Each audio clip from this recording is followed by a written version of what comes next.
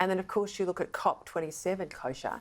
It was supposed to be a meeting of leaders around the world around environmental issues. Now it's become a jamboree for all these hangers-on. Like, there's literally tens of thousands of people that turn up at these COP meetings, flogging whatever sort of latest green UBS product that will live and die on taxpayers' subsidies. It's a long way, 27 meetings ago, from what it was meant to be.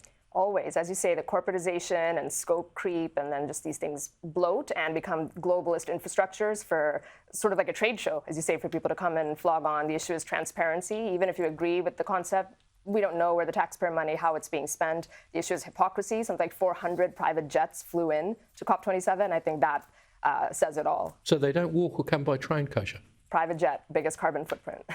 I did ask your former colleague, the Minister Chris Bowen, exactly how much money was spent, what was the cost of the Australian Pavilion, how many officials we sent. I remember looking at the spending by Kevin Rudd on Copenhagen's COP meeting. It was like tens of millions of dollars.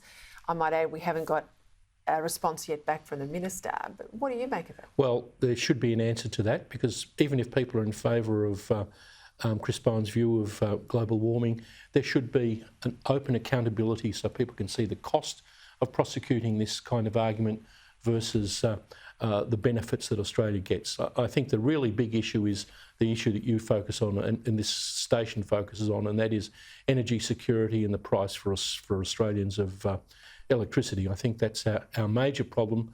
And we need more gas in Victoria and all around Australia. Supply. I don't hate to be a supply sider, but it's so obvious. What about the reparations debate, though? Because, I mean, China will never contribute to a reparations fund because it's not classed as a developed country. It's developing, according to the UN. So it's more likely to have its hand out for money, even though it's the world's biggest emitter. I wouldn't be giving Beijing $1. And I think it's a mistake for us to sort of lead the charge in this reparations debate. There are much more deserving people in the South Pacific who need our aid, and it's in our national interest to do that. And above all, why should we be subsidising people in some countries overseas when pensioners and poor people, etc., here in Australia are thinking about switching off their electricity or gas because they can't afford it? You're a fair income Labor man, not many of you left. Just quickly, your president, US president, although, you know, you're Australian as well, 80, oldest president in history. Surely that's 80 and out, isn't it? No, not going to go around again. That's what people seem to think, but you know, he's not backing down. He was just in a press conference the other day saying he's going to run. So, and we're in this format of the election right now where so many votes, and the enterprise of collecting balloting means that candidates that aren't very strong seem to be winning. So, you know, who knows? And he has to say he's going to win anyway, otherwise he's a complete and utter lame duck with 2 years to go. That's right, he's playing the game. Playing the game. There you go, playing the game.